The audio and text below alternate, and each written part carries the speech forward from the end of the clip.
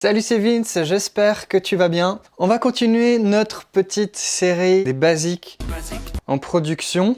On va parler d'un gros morceau et qui est pas forcément évident, je trouve, à expliquer. C'est dur de mettre des mots là-dessus. On va parler du groove. Lamusicien.fr, oulala, c'est sexy. Alors le groove, c'est un peu un espèce de terme un peu générique qui veut tout et rien dire. Moi, je vais te donner un peu ma définition du groove, c'est la manière dont les éléments d'une musique jouent ensemble. Surtout d'un point de vue rythmique. Je sais pas, le groove par exemple, c'est la basse qui se pose en même temps que le kick. C'est les percussions qui viennent compléter la batterie. Un clavier qui est en parfait contretemps, par exemple avec une guitare, qui font une espèce de ping-pong comme ça. C'est ce beat un peu hip-hop qui traîne un peu mais qui continue d'avancer, tu vois. C'est des notions assez subtiles, mais c'est souvent la différence entre quelque chose qui va vraiment nous faire bouger la tête et une musique qui nous laisse un peu plus indifférents. Le groove, c'est pour ça que c'est assez difficile de l'expliquer, je trouve, avec des mots. C'est parce que c'est, disons que déjà c'est un peu propre à chacun, à chaque musicien, à chaque compositeur, on va dire. On a un peu notre propre définition de ce qui groove et de ce qui ne groove pas. Mais c'est une notion, tu vois, avec les notions de tempo,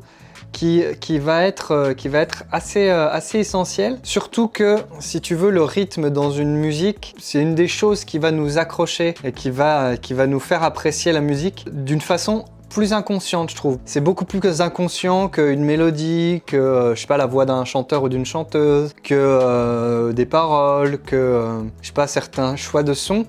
C'est une notion qui est ultra présente, mais sans vraiment se faire remarquer, si tu veux. Puisque finalement, je sais pas, un morceau, un basse batterie qui groove à mort, de toute façon, c'est la structure du morceau sur lequel se repose le reste, c'est le socle. Mais au final, à moins d'être un petit peu aficionados de la musique, de la production, tu y prêtes pas vraiment attention, c'est pas un des éléments qui va vraiment le plus t'accrocher. Sauf à des moments bien précis, peut-être d'un titre, où il va y avoir justement qu'un basse batte, et on va pouvoir vraiment profiter de ce truc-là. Et après, voilà, le groove, il peut vraiment se sentir de plein de manières différentes. Un groove peut être cette impression de tirer un peu vers l'avant. C'est souvent, par exemple, je sais pas si tu joues avec un batteur, mais c'est souvent des choses qu'on peut entendre quand on joue avec un batteur. C'est par exemple, jouer au fond du temps. Qu'est-ce que ça veut dire, jouer au fond du temps, tu vois ?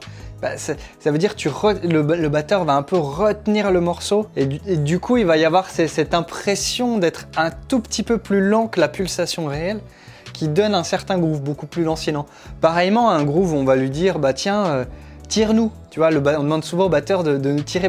Le batteur, par contre, là, il va appuyer, il va jouer légèrement, alors c'est vraiment subtil, légèrement plus vite que le tempo, en fait. Du moins, il va caler ses temps forts un tout petit peu avant les temps forts de la pulsation, le 1, 2, 3, 4. Je trouve que c'est une notion importante, surtout en production où on est constamment scotché sur des écrans, parce que pour moi c'est vraiment une notion qui se ressent avec les oreilles, et malheureusement faire groover les éléments en se basant sur tout ce qui est visuel, quel que soit ton logiciel.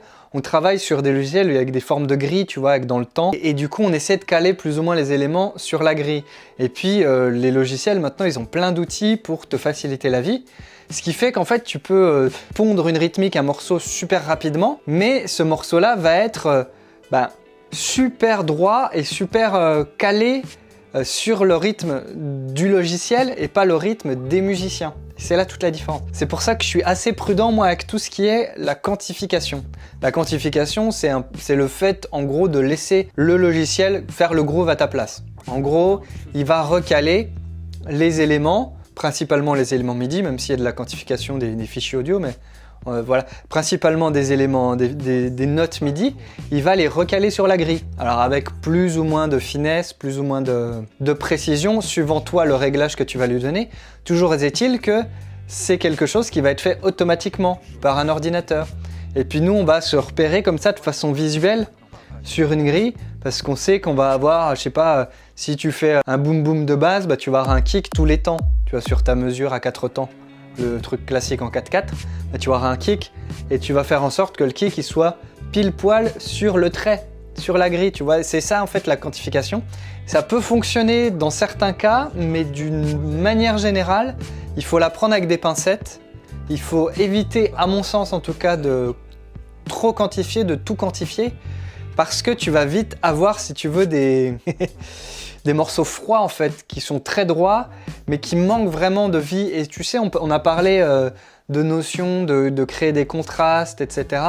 Mais si tout du long, par exemple, ton morceau, tout est quantifié, tout est super droit, tout est aligné sur une grille, alors on pourra dire que ça groove d'une certaine manière, mais ça va pas être un groove très humain. Et disons que l'absence, si tu veux, d'humanité dans la musique, moi en tout cas personnellement, c'est un truc qui me gêne assez. Bite my shiny metal ass. Voilà, c'est aussi pour ça parfois que je m'étais élevé contre par exemple la musique faite à la souris. Ça va être beaucoup plus difficile en tout cas de derrière d'humaniser cette musique-là. Alors après ça dépend des sensibilités de chacun. Je sais que je m'étais pris un tollé. Voilà, je m'étais un peu fait insulter par message par des gens qui certainement devaient composer à la souris. Et puis j'imagine que voilà, ça dépasse sans doute mon champ de compréhension de cette manière de faire de la musique. Toujours est-il que j'estime en tout cas moi que voilà, il faut faire attention à ça parce que vraiment on rentre dans un côté pur visuel et on oublie vachement le côté l'acoustique écouté quoi. Un bon exemple je trouve c'est tous ces beats hip-hop, alors bon on va dire dans les années 90 à 2000 où les mecs bossaient énormément encore sur des MPC. Tu sais, c'est des machines où finalement l'écran il fait 5 lignes et où du coup les mecs ils se basent quasiment exclusivement sur ce qu'ils entendent, sur ce qu'ils écoutent. Si tu écoutes des beats là avec des beats plus récents, on va dire, fait vraiment au logiciel, enfin non, la plupart du temps, c'est beaucoup plus groovant, ça va beaucoup plus balancer, donner cette impression un peu chaloupée, cette impression d'humanisme en fait, d'un vrai batteur qui est un petit peu imparfait, qui n'enregistre pas pile poil avec une latence complètement nulle, pile poil sur le tempo, tu vois, il y a ce côté vraiment, la musique vit, si tu veux, et c'est pour ça, c'est ça pour moi le groove finalement, c'est faire vivre sa musique sur un cadre rythmique, mais avec une certaine liberté. Alors je te montre un petit peu dans le logiciel quelques exemples des manières de faire pour faire groover plus ou moins un morceau. Bon, c'est un exemple que j'ai fait en 5 minutes, donc c'est pas ouf, mais ça va déjà pas mal t'illustrer à mon avis le propos. Donc j'ai un petit groove ici par exemple.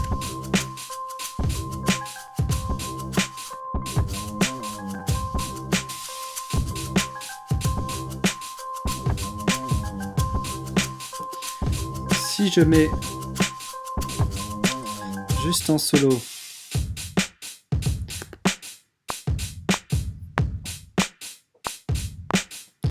tu vois que là mon rythme, il est un petit peu décalé, il tire vaguement en arrière. Pour ça il suffit de regarder, hein. On voit que tu as certains impacts qui sont, tu vois, un peu après le temps fort. En gros, ils sont pas complètement alignés sur la grille, tu vois. Ok, à la différence de peut-être celui-là, où là j'ai complètement quantifié.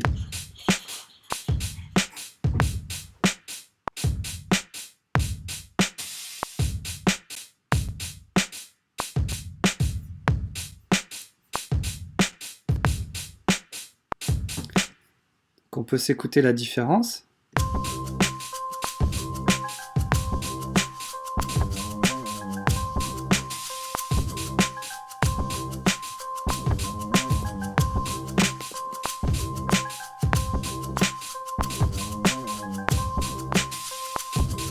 Tu vois, ça groove déjà un peu plus. Alors bon, là j'ai des éléments qui m'embrouillent un peu, je vais couper ces maracas, on va y revenir. Donc on va dire qu'on est quand même satisfait, mais regarde par exemple, si tu quantifies tous les hi-hats, là j'ai fait des hi-hats à la va-vite un peu décalés, mais si par exemple tu as des hi-hats tout droit, hein, ils jouent à la croche en gros.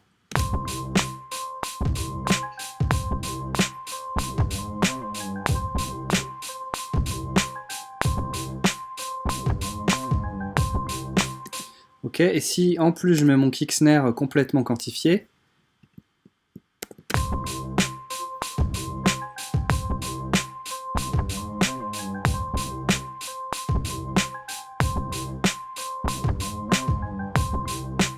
là, c'est déjà beaucoup plus droit, ça balance moins, c'est beaucoup moins humanisé. Sachant que là, sur mon kick snare, j'ai quand même des...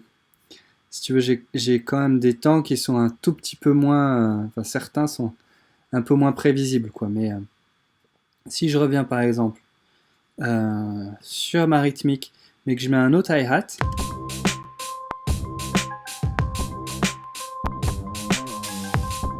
tu vois là le charlet,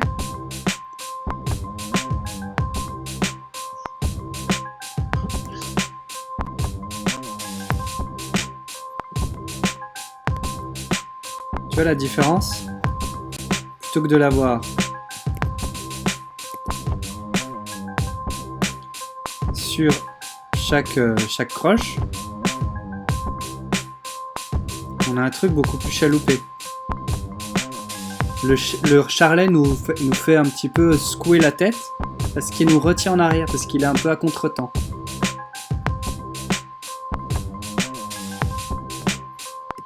Et si je le mets avec mon kick snare qui est un petit peu à l'ouest là,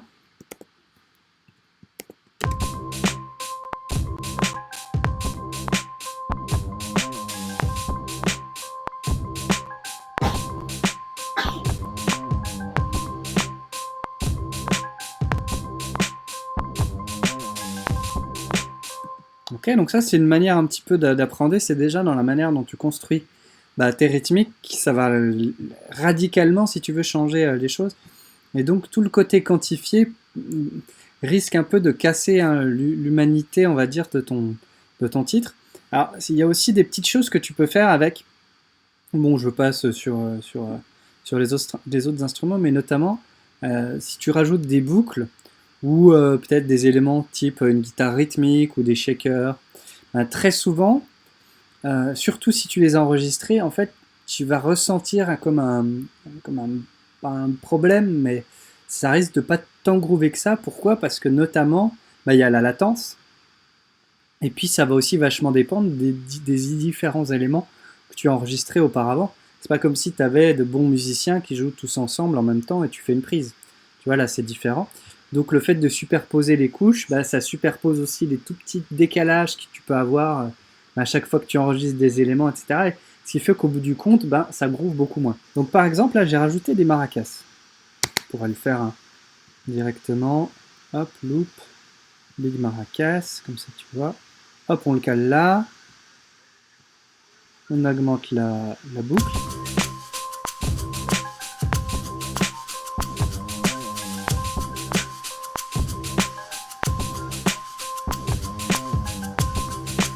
Là, en l'occurrence, ça marche pas trop mal. Mais, regarde ce qui se passe si, par exemple, je tire un petit peu vers l'avant. Donc, j'avance un petit peu par rapport au temps. Donc, ça va commencer un tout petit peu avant.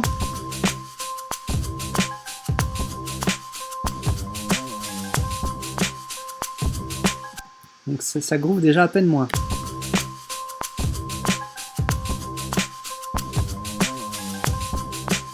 Et on pourrait faire la même chose dans l'autre sens pour voir. Décaler très légèrement.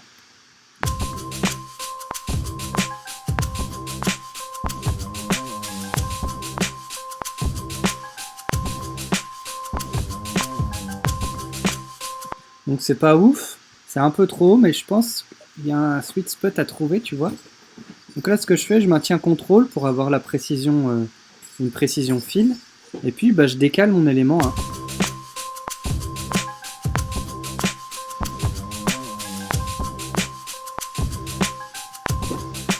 Alors, comme je te l'ai dit, c'est des choses qui sont assez, assez subtiles. Et puis, c'est vraiment au ressenti de chacun. Là, moi, je trouve que ça groove un peu plus. Alors bon, je sais que j'ai des snares qui tombent un peu à côté. Il faudrait que je revoie ça, évidemment, mais je pense que tu saisis un peu le principe. L'idée, c'est à la fois dans la manière dont tu joues, et puis ensuite comment tu récupères, si tu veux, des éléments, alors que ce soit en les redécalant, que ce soit après tu peux avoir des retards de piste aussi que tu peux ajouter. Ici par exemple tu peux augmenter ou diminuer, ce qui fait que ça va décaler toute la piste. Moi je suis pas hyper fan, je préfère le faire un peu au cas par cas. Donc voilà, bon, c'était pas les exemples du siècle, mais je pense que tu auras à peu près compris le principe. L'idée, si tu veux, en production, pour un peu récupérer des morceaux si tu veux, des trucs, des éléments qui groovent pas forcément, en fait, il faut penser à l'ensemble. Il faut imaginer que tes éléments, c'est comme un groupe qui joue ensemble. Si tu veux un groupe qui est enregistré, qui joue ensemble, qui a bien répété son morceau, il va de base beaucoup plus groover, même si ça bouge un peu. Si tu veux, les musiciens vont bouger ensemble. Là, c'est beaucoup plus compliqué puisque tout est figé, surtout si tu fais une boucle de ce qui dure 4 temps, puis tu la boucles tout du long du morceau. Il va y avoir plein d'éléments qui vont se rajouter au fur et à mesure de ton morceau. Ces éléments-là, malheureusement, si tu veux, ils vont... Comment dire, ils vont aussi vivre hein, sur le morceau, sauf que si tout est figé, ta rythmique par exemple est figée, ben, les éléments risquent de moins bien groover entre eux, donc il va falloir que tu trouves des petits stratagèmes. Ça va être jouer différemment certains patterns, décaler quelques notes MIDI par-ci par-là, décaler aussi des pistes audio, hein, comme je viens de te montrer, un tout petit peu en retard, un tout petit peu en avance. Ça se joue à chaque fois le nombre de fois où je me retrouve à juste, tu zoomes à fond, voilà, j'ai des bugs d'ordi, tu zoomes à fond et puis tu décales, mais d'une chiure de mouche comme ça, et puis ben, ça groove un peu mieux, tu as récupéré, si tu veux, un peu la latence qu'il y avait pu avoir, ce genre de problème-là, et du coup, ben voilà, tu as un truc plus uniforme, toujours dans cette idée d'apporter de l'unité à ton morceau, d'apporter une cohérence, hein, et puis pour pouvoir, ben, justement... d'apporter un peu ce côté aussi humain, d'imaginer, à défaut d'avoir des musiciens qui jouent ensemble, d'avoir en tout cas des éléments qui jouent ensemble. Je trouve que c'est vachement évident. Bon là mes exemples n'étaient pas très illustratifs, mais tu as compris l'idée et c'est l'essentiel. Donc voilà, j'espère que cette vidéo t'aura été utile. Encore une fois, bah là c'est des notions, moi c'est ma vision des choses. Je serais curieux de savoir toi ce que tu penses de ça en commentaire. Toi, comment tu fais pour faire groover tes morceaux, sachant que c'est vraiment une notion que je trouve hyper personnelle, puisque ce qui va groover pour moi va pas forcément groover pour toi, et inversement. Si cette vidéo t'a plu, tu sais ce qu'il te reste à faire, à t'abonner à la chaîne. On se retrouve pour une prochaine. Fais plein de musique. Ciao!